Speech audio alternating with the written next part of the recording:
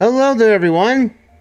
Alexman here, and welcome to another Let's Play.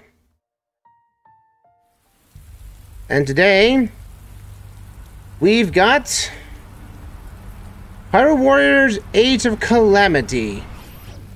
In the light of Tears of the Kingdom, that will be releasing basically within a few days of this video going up, probably, or afterwards, it's only fitting to see about the prequel, or say, an alternative take on Breath of the Wild. Now, this game came out of nowhere, thinking we only saw what Hyrule looked like in the past, and, well, to be fair, well, we're all speculating on this. And then this game comes out, I think this came out 2020, I think this game came out on? 2020 or 2021. And, well, it's pretty good, all things considered. But as this story goes, there was always a guardian in Zelda's study that we never see. And somehow Zelda's power, when she awakened her power, awakened this little guy. And and some people might contemplate this guy as being the like the droid knockoff for like Star Wars and whatnot, where he does and beeps and bloops and whatnot. But this guy is I would say this guy is probably the main character of the game for the most part. And he's able to go back in time. Now that's a new bit of power. Oh, what the? Wow! Well, I guess that time vortex has got some waves to it. So this is taking place during our normal Breath of the Wild timeline, but after this guy here goes right into the past, we're now in a new timeline, folks. So now, I know the Zelda games have had split timelines in the past, but this is kind of ridiculous. But this is going to be, this story is most likely a retelling of the war that happened back then, over 100 years ago. And hope for the best that this time around, everyone will survive. Only we can hope. Let's hope that this little robot here, friend here, can change the fate of the future. Now let's get into this bad boy, shall we? Now, this is going to be kind of a weird Let's Play to run because most of these missions in this game can be quite long or quite short, depending on the situation. Plus the cutscenes.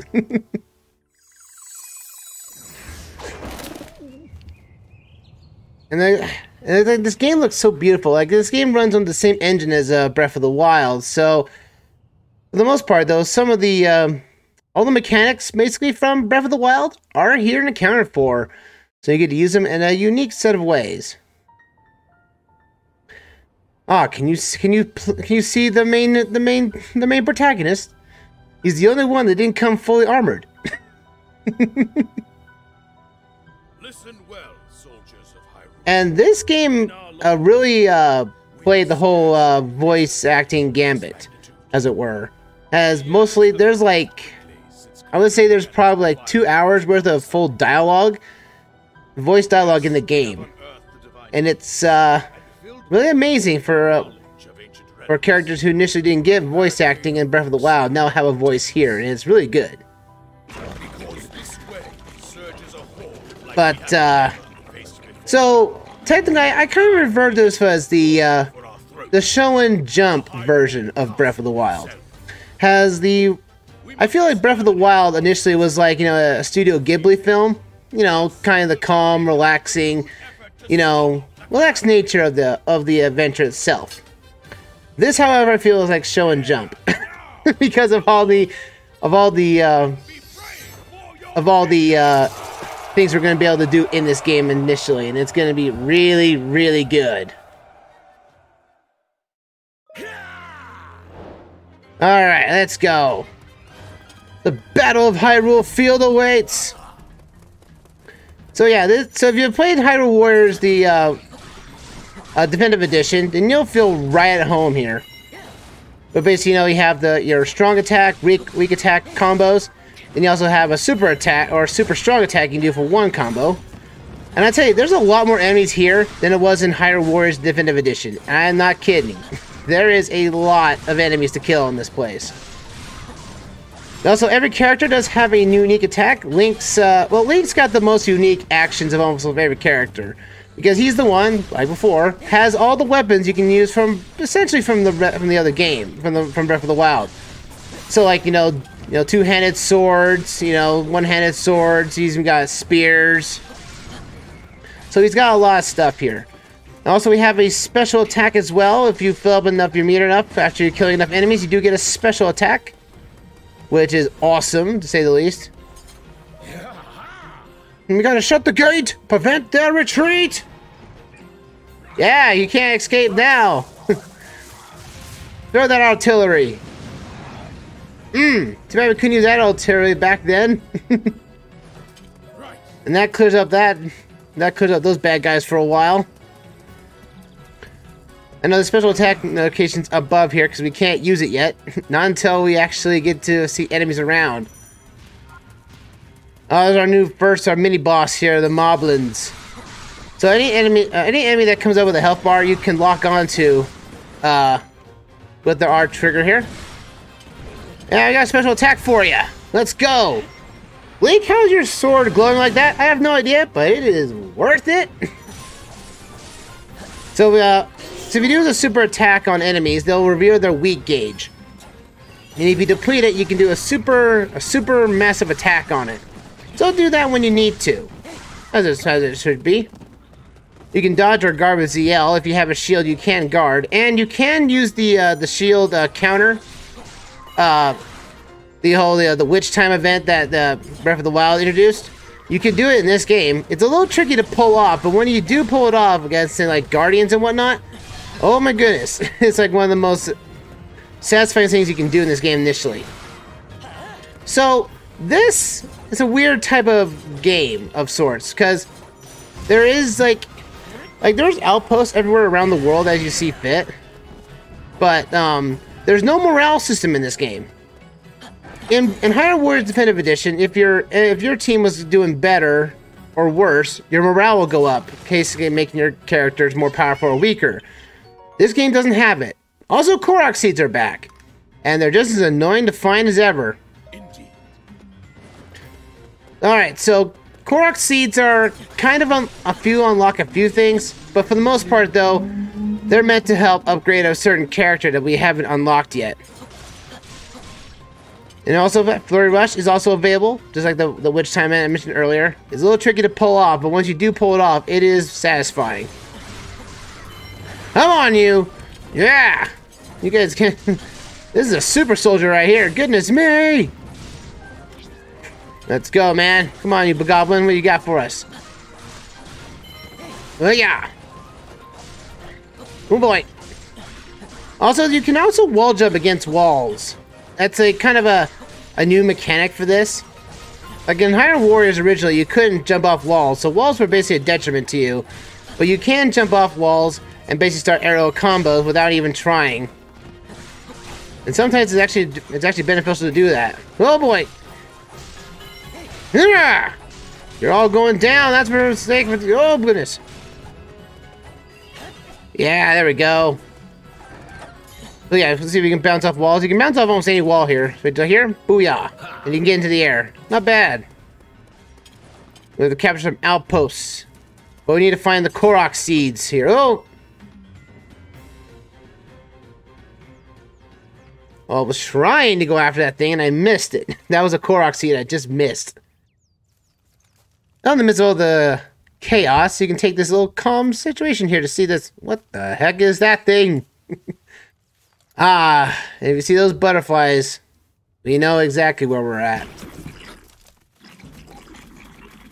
We also get an introduction to young Impa that we didn't get to see in Breath of the Wild, as she was over 100 years old. But now you get to see her, and she actually kind of looks like Paya, actually.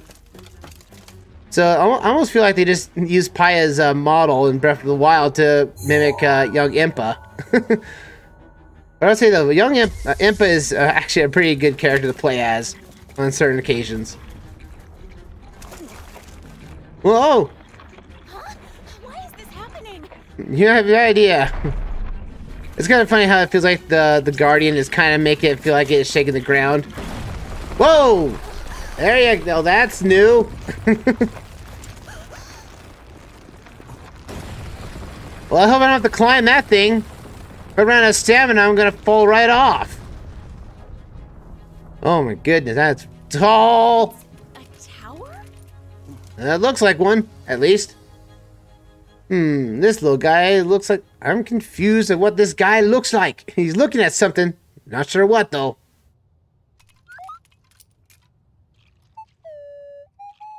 And also, I think his noises that he makes is so hilarious. It's like, yeah, we do this and that. Woo, woo.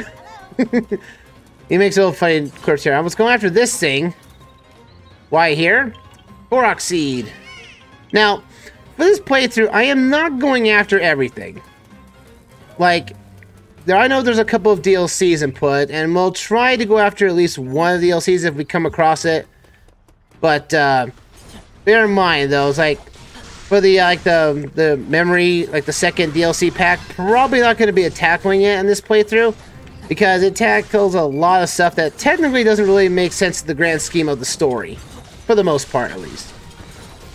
So we also have our new Sheikah Slate, thanks to the new Guardian that's falling around us here. So now we can actually use Cryonis, and we can use bombs now to our measure. The bombs are basically, bombs and Cryonis are going to be, it's technically almost every ability for every character. The Sheikah Slate reacts differently. So we get right here, and we can blow up these, blow up the base here.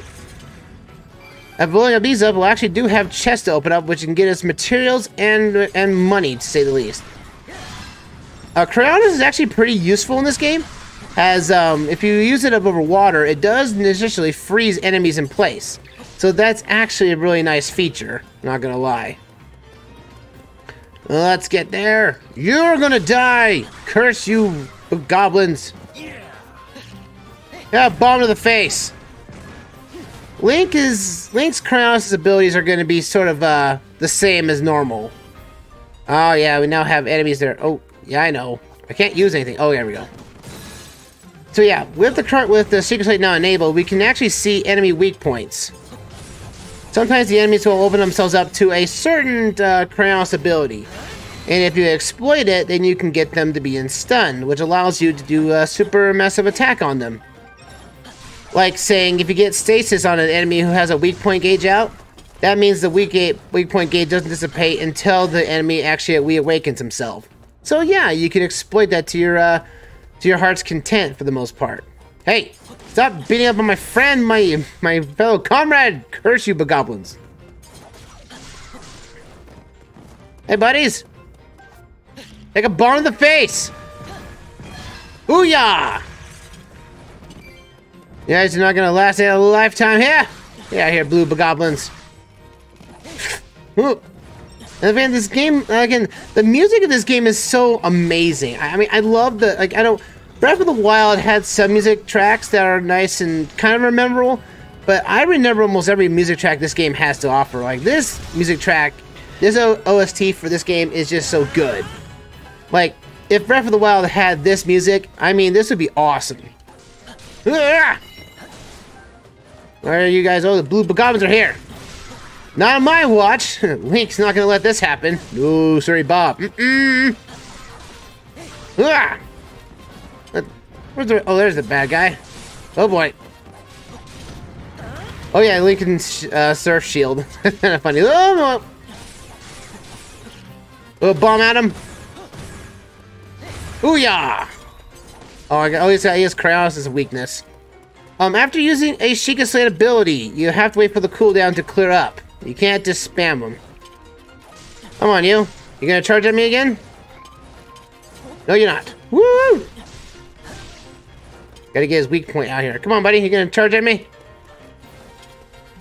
Oh, you're not. Okay, fine. What about this? Crayoness, you! Right, ruin yourself right into the wall, bad boys. Let's go! Now I'll do him in for a while. Hey guys, you ready for me? Huzzah! Take these guys out. Fire whiz ropes. Oh, curses. Fearsome monsters appeared. Please let me handle this. No worries, Impa. I'll let you do that. Because now we can switch to a character on the fly. I'm gonna see here. So everything that's from technically Fire Emblem Warriors and Hyrule Warriors Legends and everything, the Definitive Edition, are all here, such as switching to characters mid-battle. So I can activate the Impa as well. Impa is a unique character. She's basically the ninja of the game. Basically, she's Sheik, in a sense. Where she can use basically mostly of the ninja skills as imaginable. But if you activate all of her, like, she absorbs symbols. If you activate all the symbols, you get this 8-way attack you can use. And if all 3 symbols are active, her ultimate special here is actually different depending on it. So, yeah. Time to go down. Also, we get access to fire rods now. So we can actually exploit enemy weaknesses by also lighting the ground on fire. That's what the fire rod initially does. But also, some enemies are weak to elemental attacks, so might as well let that use to your advantage. Let's see. Need to find... I think I need to go this way, I think. So I'm looking for another Korok seed that's right here. Again, there's a lot of Korok seeds in this level, and you can easily miss them if you don't know what you're looking for. See, I've done it once, and I don't intend to do it again because these guys are annoying to find because they're all over the map. And have you seen how big these maps are? Yeah, and also the fact that these maps are not boxy by any means. I mean, oh, hey, you. You're not going to get me. Also, I'm going to send Link. I'm going to send Link over here. So yeah, you can actually order your allies to go around the map whatever you want. They might not attack enemies nearby or treat enemies you're going to attack with, but at the same time, though, you can let them do their things. I mean, I love that you can actually get enemies to go around that way. It's just awesome. Where am I going? Oh yeah, I'm just going to clear out this outpost. That's where I was going. I'm up and down all around. Hey! Stop hitting my friends! How dare you! And Impa is really fast on her feet. I mean, again, she's basically the Sheik of the game. And it really, really shows. Oh boy. So I'm trying to find... Actually, I can actually go after Korok Seed myself. I don't really need Link to do this. I just noticed that this is a balloon one, like Korok balloons and everything, so you have to find them around the world. Depending on the mission itself, it could be a lot of Koroks, a lot of small Koroks, also a lot of treasure. Like, a lot of treasure. Let's see here. Link, how about you just, I know you just came up here, but go to that outpost. We'll switch to you back in a moment. I'm gonna grab this outpost here. Because this guy is causing a real ruckus. Oh yeah? I'll take this. Oh, I don't have my special ready. Come on now. Booyah! She can activate lasers on the fly? Man, this Impa was young in Breath of the Wild, dude, man. She's rocking it. Yeah, you have no chance, Lizapos. You have no chance. Huzzah! Alright, where's that bad guy? Where's the main guy holding this place up? There you are. How about I take a frog to the face? Or actually, take a bomb to the face. There you go. You do want to take down as many of the enemies as possible because they will basically drop trophies. Trophies are kind of like, you know, this is how many enemies you have killed. So now you can use that to your advantage to activate certain quests and whatnot. Oh, moblins have appeared. Hey, you're going down because you don't need to say you stay alive. Woo! There we go. Let's get this out of the way. Oh, there's another fire wizard over there. Alright, Link. Let's take this guy on. Also, let's free some enemies. There you go. So you can use Cryonos and jump off and everything, and there you go. Oh boy. Impa. Yeah. On our screen you can change enemies. I know that game. Now you're just finally giving me that tutorial? I've been using that for a while now. Hey, take another ice to the face. Where's the main bad guy here? There you are. How about you take a sword to the side? I'm trying to go after as many of the outposts as possible because that gives us a lot of the rewards that we definitely need to move forward with the adventure. Because the less guarding I have to do, the better. Again, these might be longer episodes. Oh, there we go, Flurry Rush. On the face. Oh boy, there you go. Wizrobes are actually weak to bombs, so use that to your advantage to get them the weak points out. Huzzah! Also, they'll also drop fire rods. Fire rod ammo. You use the L button here to activate your health meter, as well as a plethora of fire rod abilities. So use that when you need to. Oh, hey, buddies! How about I put a bomb to your house? Huzzah! Let's go! Gotta take out 3 moblins here to basically win the fight. Alright. Now we can use those fire rods to our advantage. Oh, now I got some chests. I didn't see the chest there. Let me go grab it. There we go. Stamokia bass. Not bad. Alright. How about we take a fire to the face? Yeah. Take that little clip. That short clip was... Yeah, I'm not going to get hit by a bomb like that ever again. Let's go! Ow. Hey, you're over water. How about I Cryonos you to death? Yeah! See that? So there are ice rods in the game as well, but if you're out of ice rod ammunition, using Cryonos over water is actually a nice effective way to freeze enemies if you need to. Also, the only downside to it is that they have a cooldown. That's about it.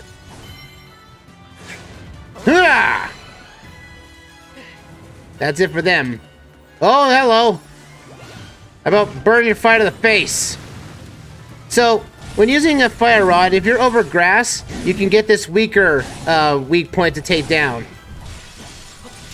Also, that with ice and eventually electricity will eventually get you break an enemy's weak point even further than normal. So use that to your advantage as well. Ooh, you fought well, and your victory shall reward. Savor it. That young knight was actually pretty good. Maybe I need to an appointment to him. Battle of Hyrule is done. So you're given a ruby reward at the end of every match, and the better how you do is the best. The more money you gain. Also, every character levels up uniquely the same way every time you've used them or not. So bear that to your advantage. Well, in the mission itself. We also got weapons to choose from that we can use to upgrade our sword with when we need to later. And every character has a different weapon type. Also, all the materials we got. Goodness me.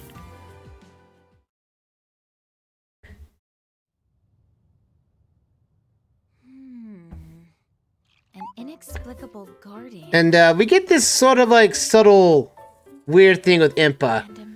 Like, she and the little guardian here do not get along. But we have little hope of figuring this out on our And, well, it goes the whole, what?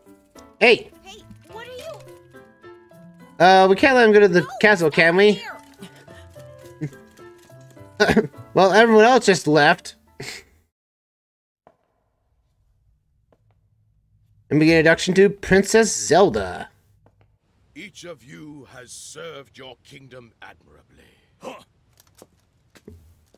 That won't be the first time. Oh, I'm sorry right now. Sometimes the text of the initiating characters gets blinded by the off light of the light there. It's kind of a little distracting at times. It's like, oh yeah, that's supposed to be Zelda? Couldn't tell because her name got blurred out by the light and everything. Nope.